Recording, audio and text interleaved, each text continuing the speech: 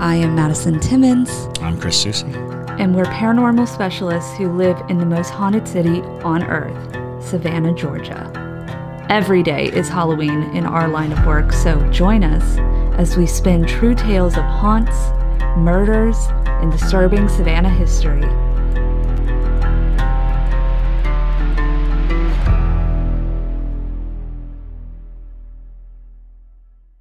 I'm Madison. I'm Chris. And welcome to the most haunted city on earth. Hello, and welcome back to another episode of The Most Haunted City on Earth. My name is Madison Timmons. I'm Chris Susie. And today we are joined by... And I'm Alice Riley. I was about to introduce you. I'm sorry. I was about to set this up for you, and you just went, shoom. It's okay. Yes, we're here today with Alice Riley, Savannah's favorite spirit. Give me back my baby. Just kidding, it's JT. What? I was fooled. Give me back my bonnet. Old man Rivers.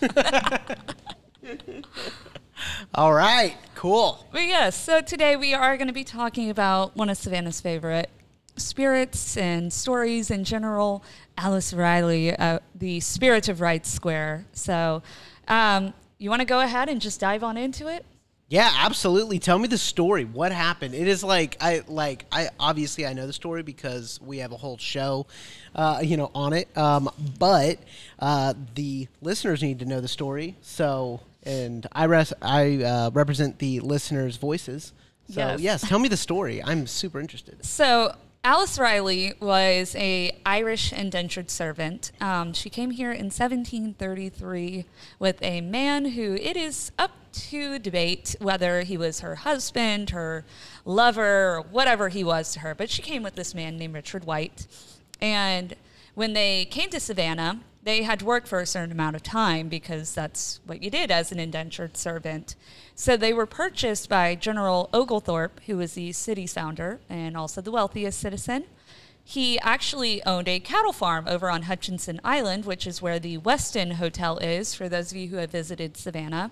It's right across the river. It's pretty much all there is besides the convention center. So there's a golf course. Well, yeah, there's a golf course too, but racetrack. And a racetrack. Okay, well, apparently there's more to it than just a hotel. It's a sliver of land between Savannah and South Carolina. Yes, exactly. Yes, exactly. So Hutchinson Island had the cattle farm that was owned by General Oglethorpe, and it was being kind of attended to by a man named William Wise. Now, William Wise was probably one of the worst people you could work for in Savannah. He was very abusive to every single one of his servants in pretty much every form of the word. But especially Alice, he kind of had this attraction to Alice because she was very young.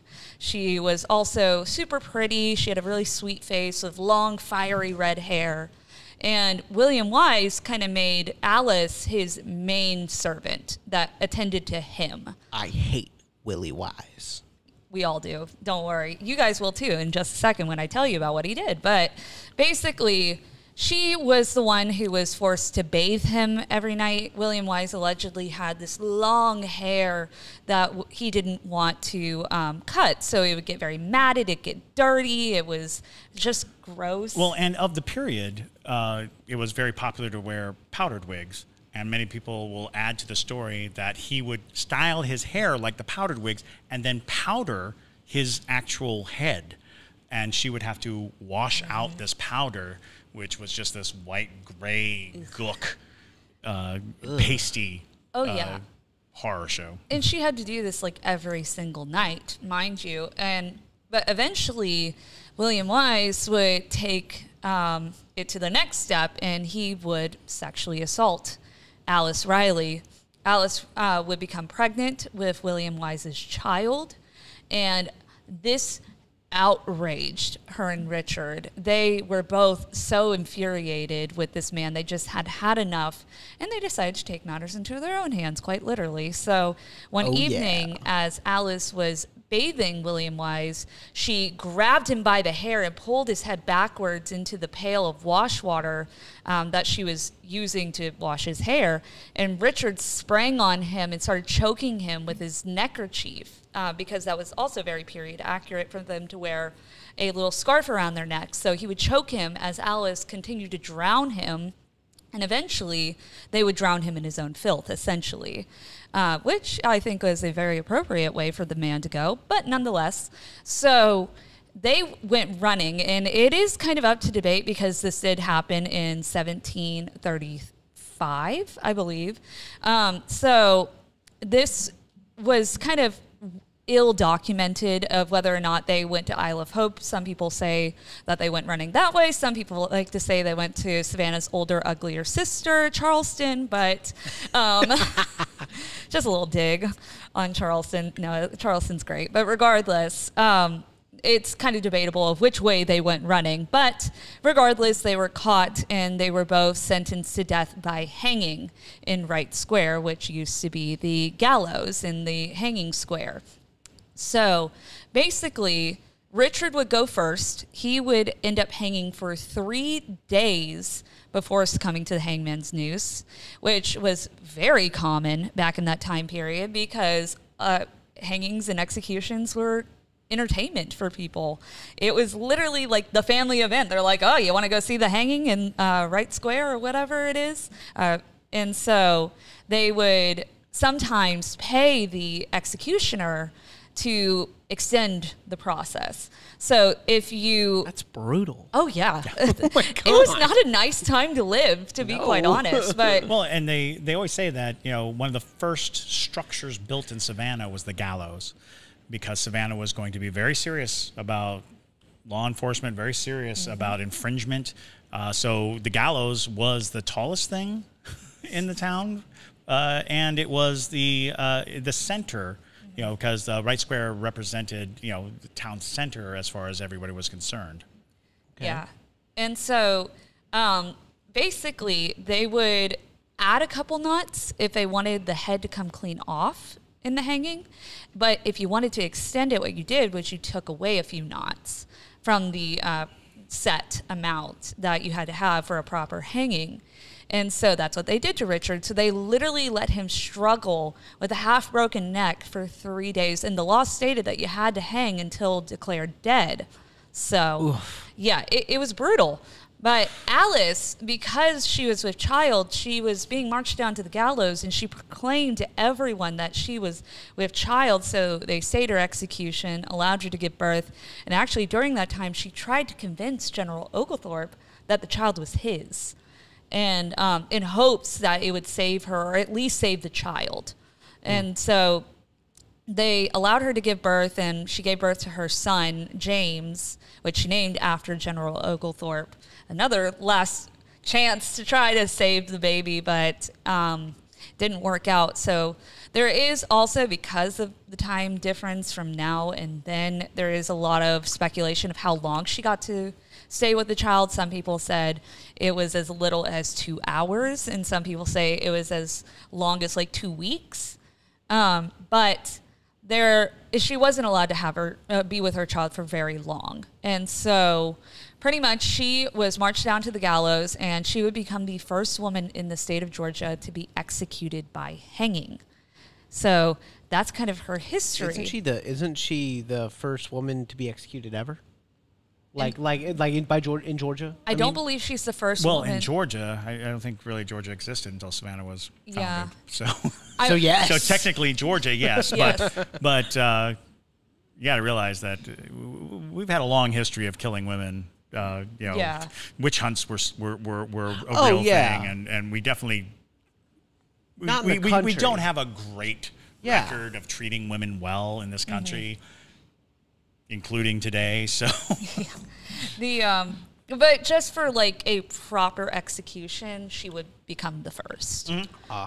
Convicted by a court of law. Yeah, and really worth noting, the story has been polished and repolished and polished again. Absolutely, but the record of the execution is our main source. Is the concrete evidence. We know that happened. Everything else is kind of suppositions and stories and accounts from the time, but maybe not.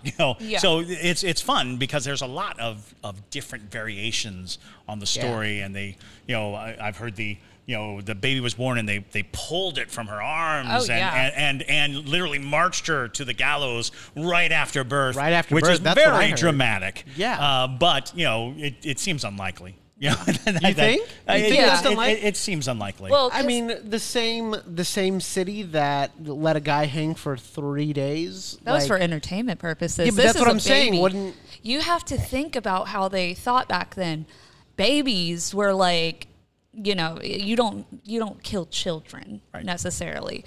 So they're going to want her to give the child what it needs to possibly sustain it for after she's gone. Yeah. Sure. Yeah. So I mean, and yeah, we don't have any. We don't know. We don't know the things, but we do know these details have become very solidified as to what we do know about Alice Riley. yeah, I see. But like I said, it is such a long time ago, and we've talked about this before. We're documenting. When was it? What year again? 1735. 1735. And so the documentation of this, think about it. It's 1735. If the paper still exists, that's a miracle in itself from that long of a period ago. But a lot of times it is very difficult for us to get those very minute details that wouldn't necessarily be documented. Right. Sure. So, Now, does she still haunts a particular square, and like how strong of a spirit is she? she's a very, very strong spirit because she has one goal in her afterlife, which is she wants to find her child. Again, Yes. she wants to be reconnected with her son. And think about how intense a mother's love is now. Oh, yeah. Like when you're alive versus like a mother who is literally torn away from her newborn. Something that's meant to be such a strong attachment to that child. There is a natural instinct that mothers have, to mama bear, to protect, to Sure. take care of, to nurture.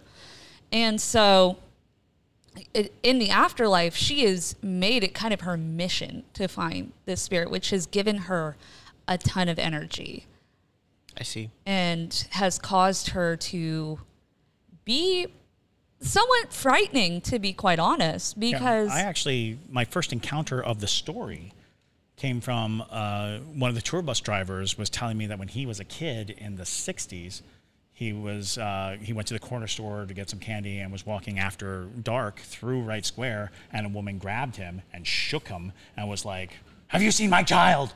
And he pries loose, runs home, and tells his God. mother, and his mother's like, "You just encountered Alice Riley." No and way. so he's telling me this story. I'm like, "Who's Alice Riley?" And locked and loaded as a Savannian, he knew how to really sell that story. Yeah. And so you hear all kinds of things, like if you walk through Wright Square pushing a stroller or a baby, you'll feel like this cold come over you, which is a welcome relief in Savannah. absolutely, like, thank you, Alice. Yeah, you'll walk through, or you'll see out of the corner of your eyes a woman coming after you, or you'll hear the voice of a woman calling out.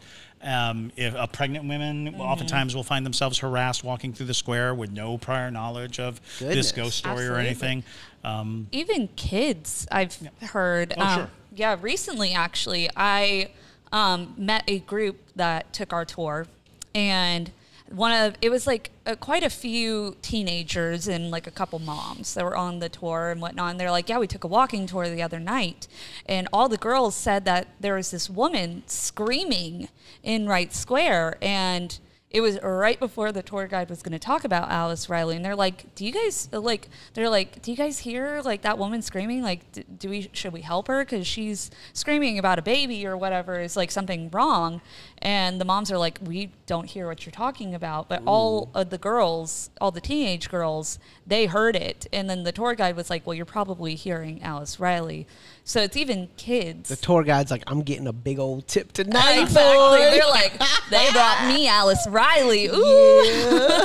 That's so funny. But There's a photo.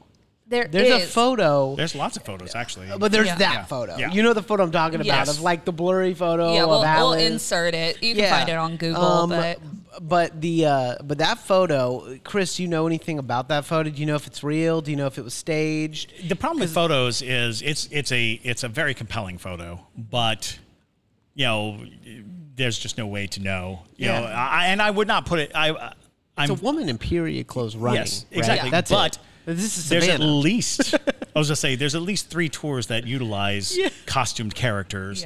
Yeah. And so it's very difficult to say one way or the other. Yeah. One of my favorite little aspects that they would tell about Alice Riley is that because she had to wash William Wise's hair, she will pull the Spanish moss out of the trees, and that's why Wright Square doesn't have Spanish moss in its trees. It doesn't. It doesn't, y'all. Well, what's really interesting, because technically neither does Johnson Square.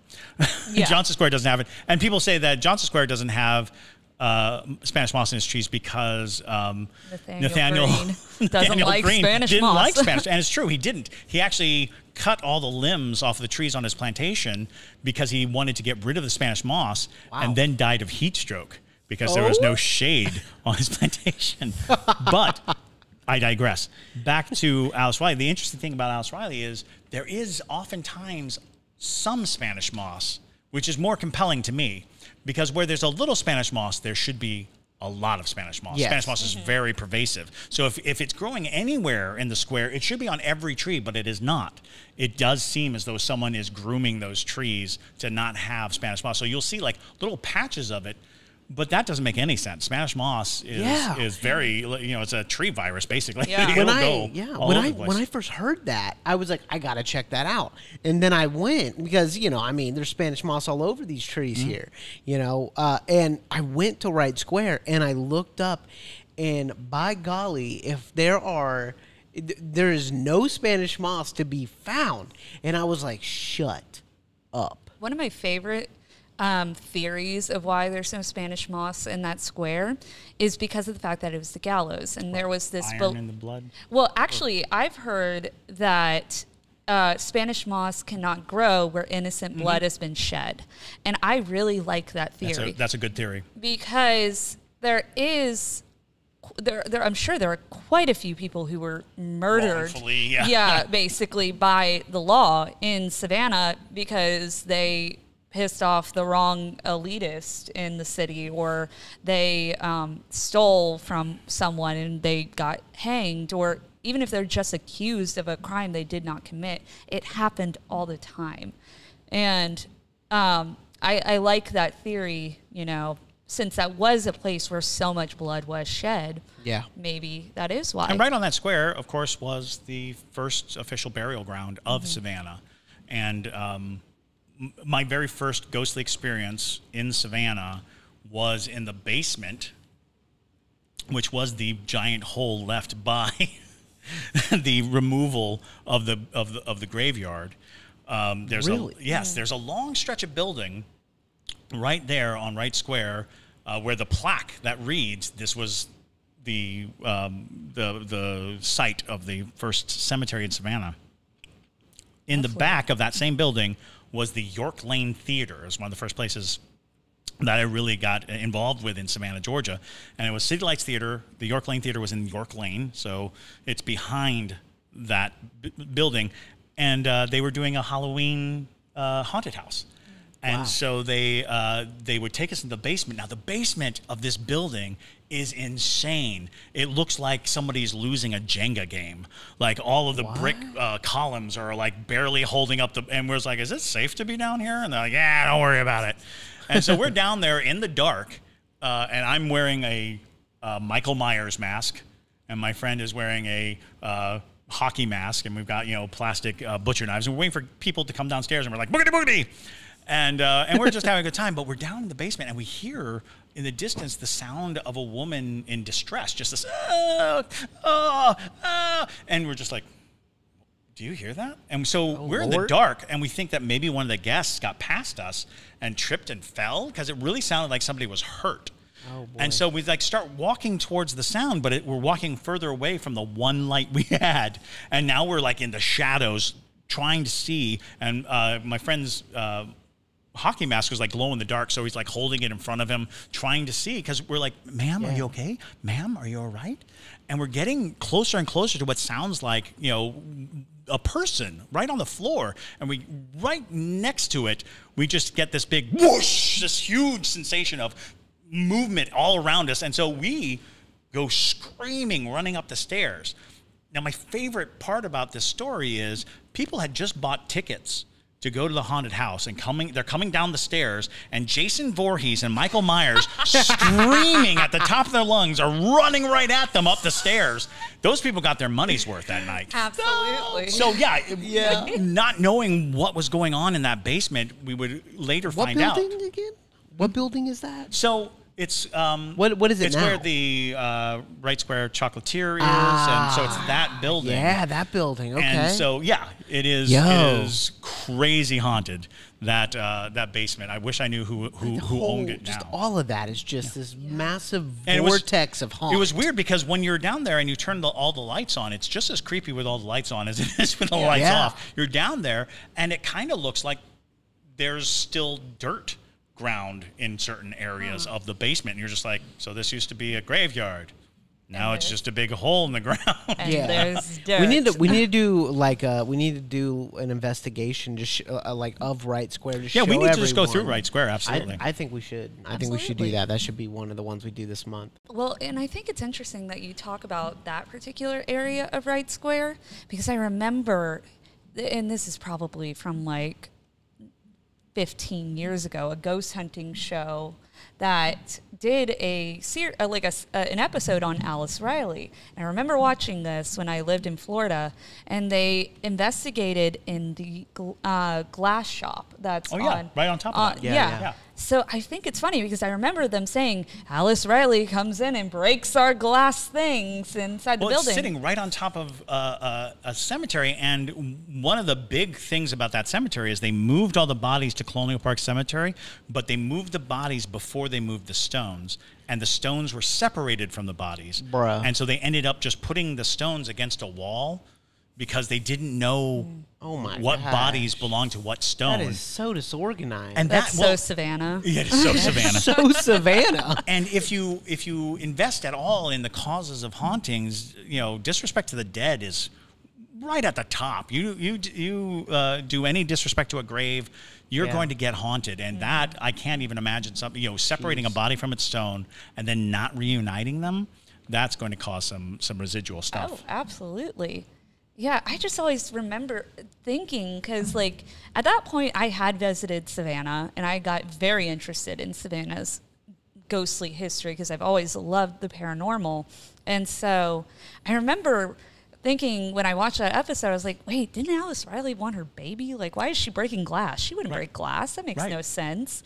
But it's interesting hearing that building is sitting on top of what is now the open pit. And I'm like, actually, that it's makes funny a lot because more right sense. outside that glass store is the placard, is the sign. It's on the wall, and we never would have even known this except they opened like a sandwich shop right there, and they put Roly Poly. No, That's on the other end of the that's square. on This was a long time ago. Okay. So there's like a little cafe table, and me and my friend were sitting at the cafe table directly under the placard, and we just kind of casually looked up, and it was like, oh my God, because we were in the hole. We were in the ground where they used to bury people, and it's like So, when it comes to Alice Riley, she wants her baby. Is there any way that we could actually appease her and give her baby to release her so she can, go to wherever she's supposed to go? I mean, it's not that simple. It's not like when you have a brooding chicken and you give it a ceramic egg and it's like, this is your baby. Wow, that's a perfect analogy of what I'm asking. Yeah. That is crazy. So you can give a chicken its ceramic egg and be like, this is your baby. And it's like, okay, yeah, this is my baby. It doesn't work that way with spirits. There's that. And even more so is, even in reuniting, if you could in any way reunite her with the spirit, you're also dealing with an injustice, with a lingering sense of injustice, which also it creates its own brand of spirit. So even though it's manifesting itself as that singular need to be with the child, it is also standing as an accusation against a society that would kill her, separate her from her child, that in her most desperate hour left her bereft and alone. So, there's a lot of elements to that particular haunting or that particular story that would not necessarily be solved with just the reuniting. It would, it may serve to put her at peace, but it wouldn't serve to put the sensation and feeling at peace. And there's also a lot of questions too. What happened to James, the baby? Sure. Because some people, there really wasn't any documentation of it, and that happened a lot with orphans. You know, basically, for one, it's very possible that he died shortly after she passed away, because if he was a newborn, he would have needed his mother to survive. And infant mortality at that time was outrageously high anyways. But some people believe that he did live to like somewhat of an older childhood and things like that. Yeah, some people say that he was whisked away to Charleston. Yeah. Some people say that that he died, in his early childhood years. And the chances of, even if he did survive, ever being told who his mother was, very slim. Oh, yeah. Well, they're not going to tell you, like, your mother was a murderer. It's like, they're not going to tell a kid that. Right. They're going to be like, you were born an orphan. Sorry. Yeah, or if they even tell them that. Yeah, exactly. And so that is a big question of if James is even still around as a spirit. Right. So you can't reconnect a spirit like Alice Riley with, her son. If he doesn't exist in this plane and he's existing in a whole different plane than her, you can't connect Especially those if he found two. peace Exactly. and moved on and he's not still around, conjuring him back from peace is... That's getting into really messy stuff that we as humans shouldn't be dabbling with. Do we know? Oh, yeah. What were you I was just going to say it's very difficult because there are a lot of people who have prescriptions for helping spirits, moving spirits on, doing those things, and that's a tricky game because it's very difficult to know the full and lasting effects of our interference with whatever spiritual journey they happen to be on. I promote the idea that if you can offer empathy, sympathy to a spirit, it'll go a long way. But I see a lot of combative people who are trying to just force spirits out or try to, trick spirits or things like that. It's a very difficult road to travel trying to get a spirit to move on when we're not 100% sure what key things keep the spirit in place. Gotcha. So do we know where William Wise's house was exactly on Hutchinson Island? Like, is there any way to know? Because I would love to know if that area is haunted by William Wise. Because he also, he would be considered, I would think, a malevolent spirit. I think that he would be there trying to, potentially hurt people. He was a bad guy. I mean, he's a rapist. He was. So the issue with a bad dude. Hutchinson Island too is because it was kind of an unincorporated area of Savannah's colony. I don't know. We'd really have to do some digging into like artifacts that are probably not accessible to the public. The only way you could really tell is if there was some kind of mapping out of what it was, because it was owned by General Oglethorpe, so he might have had some kind of construction plan of what it would have looked like, where the groundskeeper houses and things like that. There was a belief that the dock on the western side of the bridge, the first dock that you come across, it's a very little ramshackle little dock that the tugboats oftentimes tie off to. That was the site of the dock to the cattle ranch. And he was the cattle guy. And so there's speculation, but like Madison says, it's very difficult. Sure. You can't even get like really good detailed maps. Because a lot of the maps that you get of that period are planning maps. They're not even execution maps. They're not like the map of, well, this is what was here. It's like, this is what we're going to build. I was like, well, did you? Sure. Yeah. Sure we did. Yeah. Like, exactly. Well, and it would be on the other side of it as a spirit. It could be a little bit tricky to identify William Wise, but also just because there was so much activity over on Hutchinson Island from the port industry. We were a major port for the colonies in America.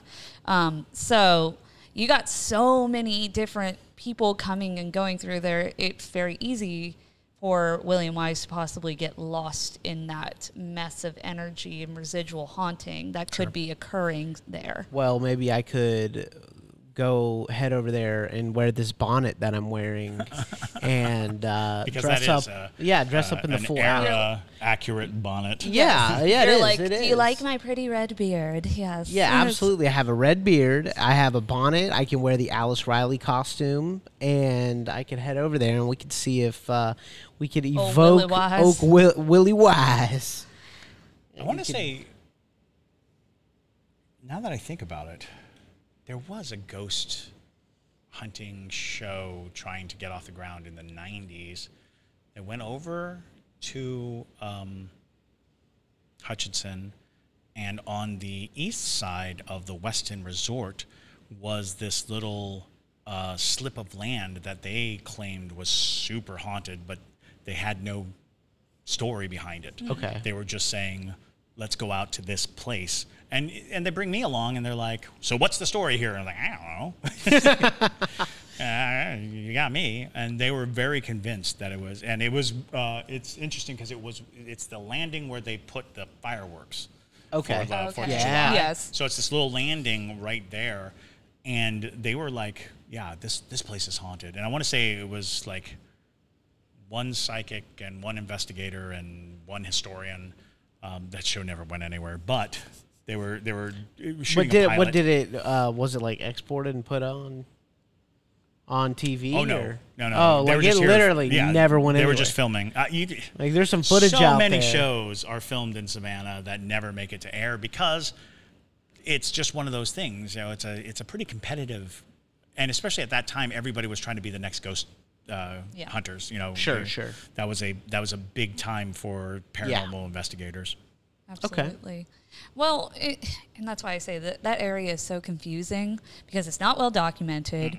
It's very possible it could have been from the slave trade. It could have been pirates. It could have been cattle farmers. It could have been so many things over there. But they didn't care about the unincorporated land. They had a whole colony they were building. So Sure. And with Richard White, just wanted to talk about him. Is there any evidence that he haunts Wright Square where he was executed, or like is there any evidence of Richard White at all haunting Savannah? I mean, that's a difficult one. Because there's so many ghosts. It's just Well, and his story is just never been as essential to retell. You know, people do not spend a lot of time addressing Richard White. Gotcha. Because he's just the guy who was executed. Right away. Yeah. You know, it was the contrast. That, you know, they were both convicted, but Richard White was like immediately executed, and then Alice got the term of her pregnancy to live. Okay.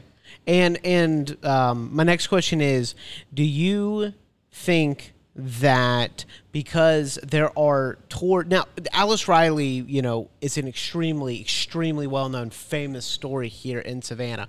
All ghost tour guides tell it, and they tell it in Wright Square. Oh yeah. What do you think is that like a form of like torturing a spirit almost by like talking about them so much that they have to stay there. They don't get any rest, and they have to constantly haunt. I mean, like, is it messed up that we tell the story so much, or do you think she likes it? Well, so there is the concept of feeding the ghosts, as Chris puts it.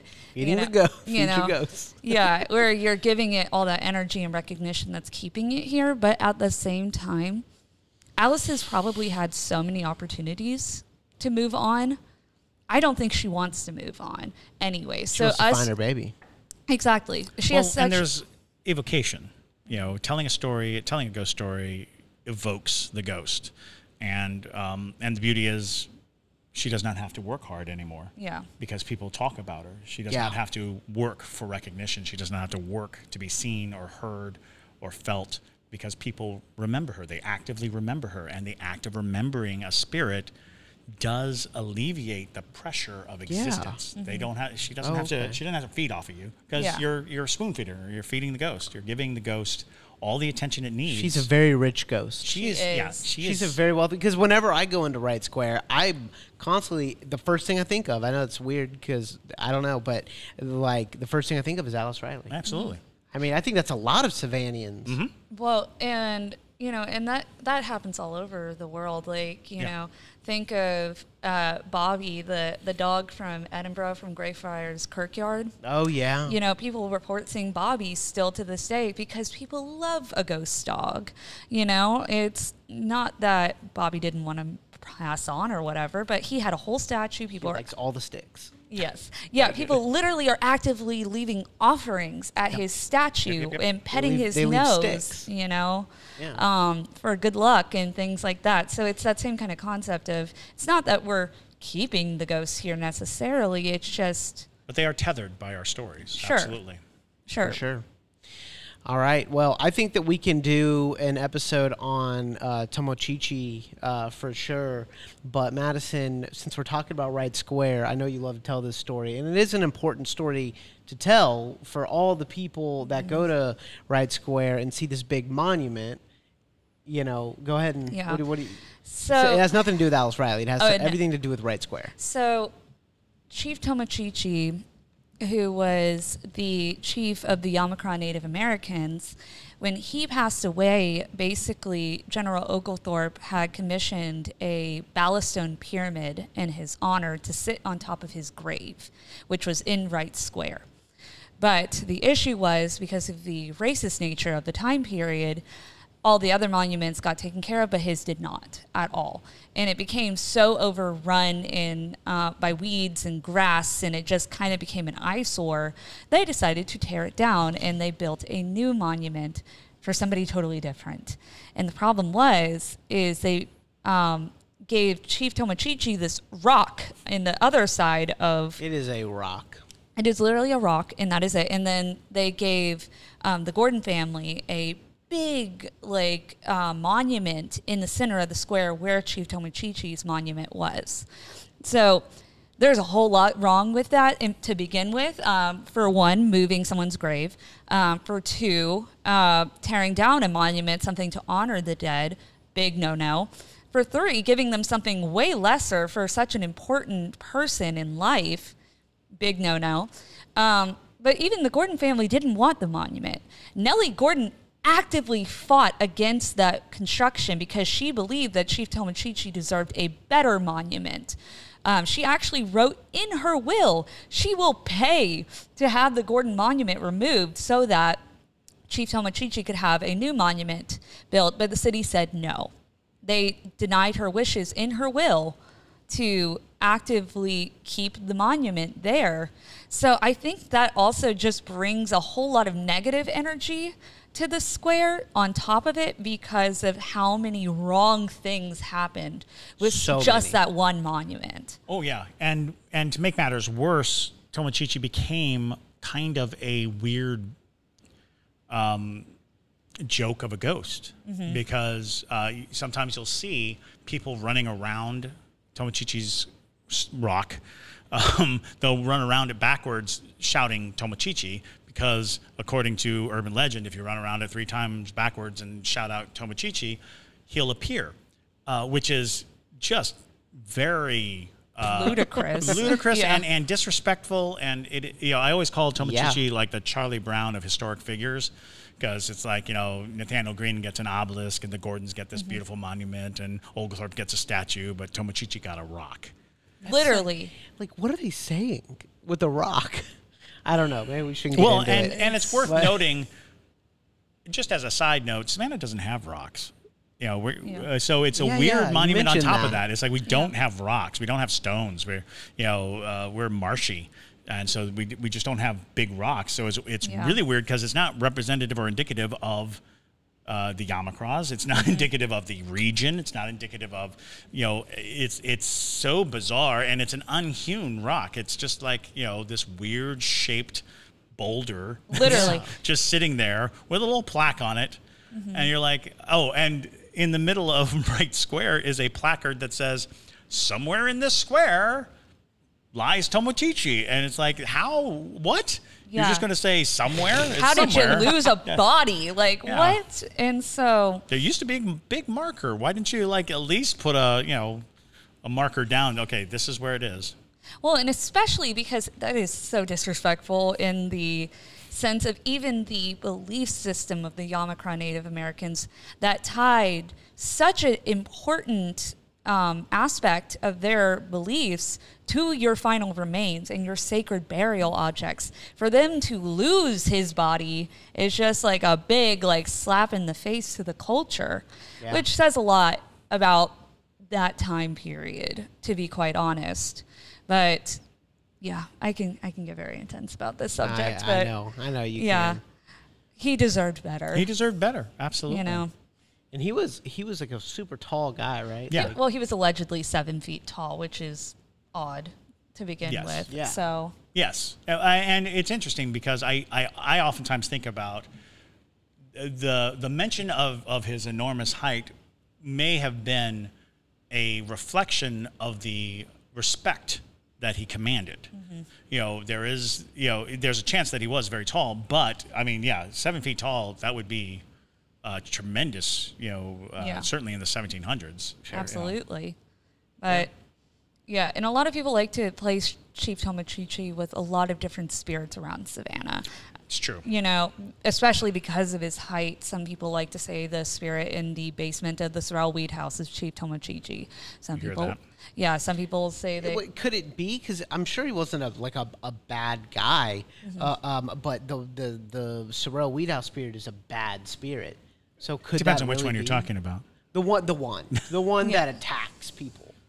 So that spirit, and Sorrow Weed is probably a different show for a different date, but it's worth noting that there are much more intricate ties to... Sure.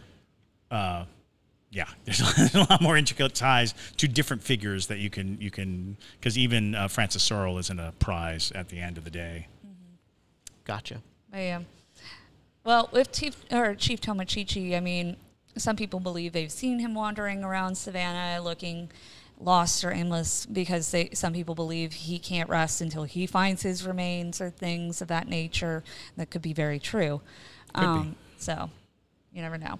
But with that being said, on that very sad ending of a note with Wright Square, it is a beautiful square to visit, and it does have a lot of history, but we do like to sometimes acknowledge the darker history of Savannah, and Wright Square is a great place to get into that. So Wright Square is a woefully haunted place because of injustice and tragedy. Absolutely. But we're going to go ahead and wrap things up a little bit. Thank you guys so much for joining us for this discussion. As always, make sure to follow us on social media at The Savannah Underground on TikTok and Savannah Underground on Instagram.